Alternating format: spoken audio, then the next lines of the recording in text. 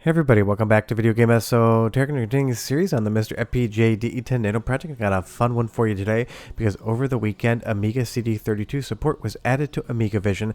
Now you can play pretty much all of the Amiga CD32 games on your MiSTer FPGA.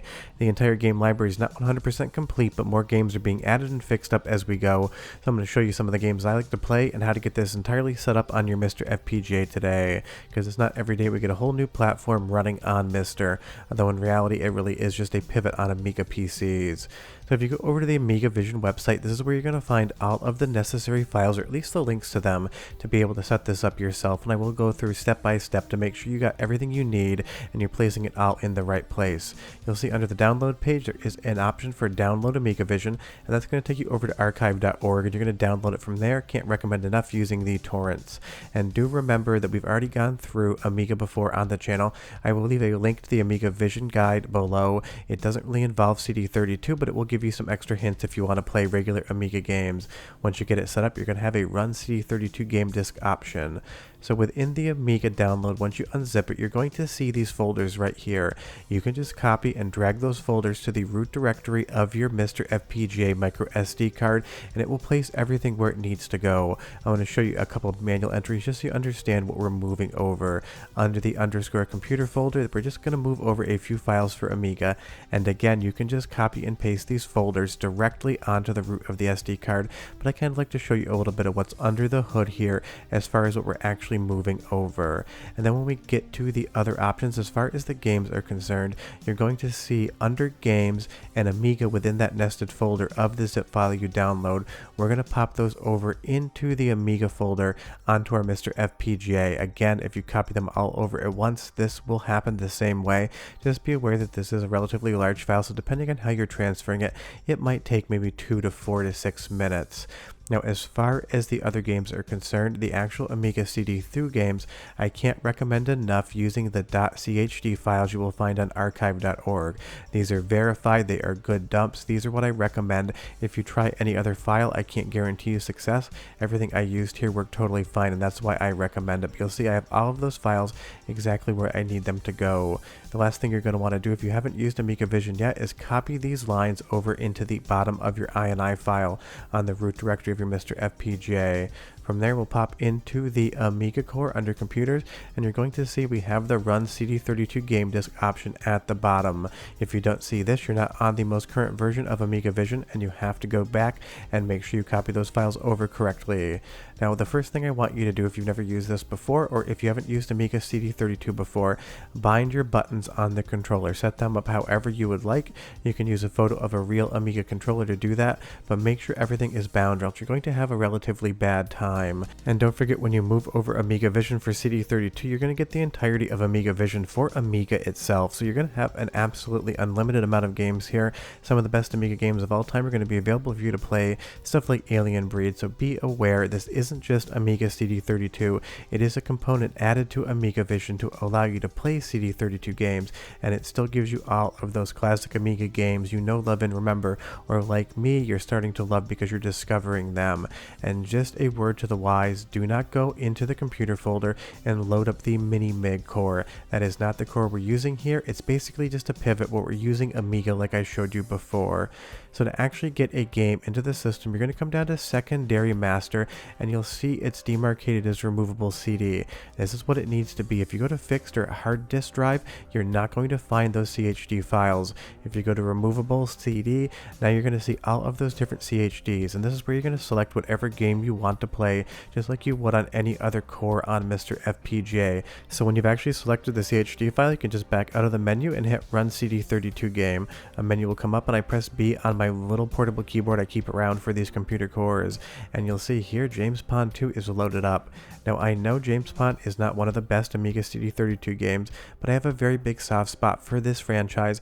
I rented it and played it back in the day on Sega Genesis before I knew what a good game was, and honestly, even if it's not one of the best, it is one of those things I I think of when I think of Amiga. And if you're wondering about the overall aspect ratio here after you copy over those little lines in your INI file, I do reframe everything in post because I don't like big chunks of black screen on my screen. So if you're not seeing the exact same thing, that's because I've articulated the image in DaVinci Resolve, so I like it when I present it to you. So if you see something different, do be aware. But this is an Amiga CD32 game running on the Amiga Vision setup, and that's going to expand your Amiga library. And honestly, considering the prices of Amiga CD32 consoles, I can't recommend enough probably not buying one unless you're like me and have absolutely everything under the sun, and even I don't have one. If you want to change game, just go ahead and mount a different CHD image in there, and I go ahead and just reset the core. It takes about 3 to 4 seconds to loop back around, and then you'll go ahead back down and hit run CD32 game again. You'll hit B on a portable keyboard, however you want to hit it, and it'll start loading up the next game you have selected. So it is slightly different than just loading up ROMs within a core. You have to set that removable CD as the new CHD, and then go ahead and run it again. And as we move into some more games here, I always love the creativity and just how different Amiga games feel compared to every other computer or console around. They have their very own unique touch, and something like this with the intro sequence here is just slightly different than you would see on a standard Amiga, at least in my opinion. But again, Amiga is not my knowledge base. I am learning this with everybody else as far as what games to play. I'm just teaching you how to set it up today.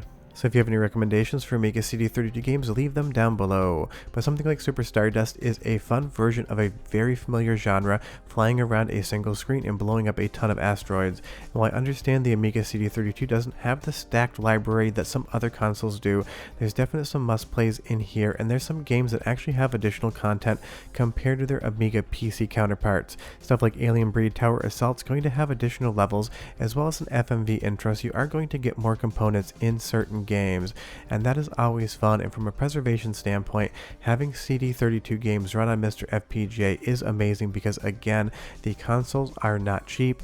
They really didn't succeed at market. They didn't produce a ton of them, so if you actually want to pick one up, you're definitely going to bring your wallet.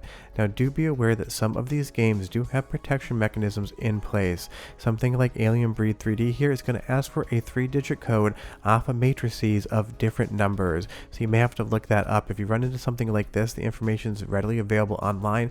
Just be aware that because some of these are basically just ports from computer, some of the protection schemes are going to be in place. But playing Alien Breed 3D here, I understand the Amiga is not really set up for 3D, and this is definitely pixelated, but there's some charm to actually watching something that feels very much like a Doom clone on Amiga run on MiSTer FPGA. There is something to love here with Alien Breed 3D. It could be easily made fun of, but honestly, the fact that this even works in the first place is impressive. And if you want to check out a first-person shooter on a console that was exceedingly rare and on a computer that really didn't do 3D much at all, then Alien Breed 3D is definitely worth checking out, if nothing more than for the curiosity. But some of the death effects on the sprites do charm me, and I do like this game for what it is. Kind of feels like Marathon on the Apple Pippin, in both that it is a famous game as well as having a little jank at the same time. And you know me, you know I love my jankiness. Now, to change games again, just go down to drives and go ahead and pick whatever other CHD file you want for the game you want to play next, and then go ahead and run CD32 game. Just be aware that if you just reset in game, your save game is not going to persist. You need to hit delete and actually exit out of the game back to Mega AGS. But it seems like a lot of the Amiga CD32 games are running on passwords, so you can do whatever you want if it is a password system. But I do want you to be aware that delete and exiting out is the proper way to have the game saved to your SD card.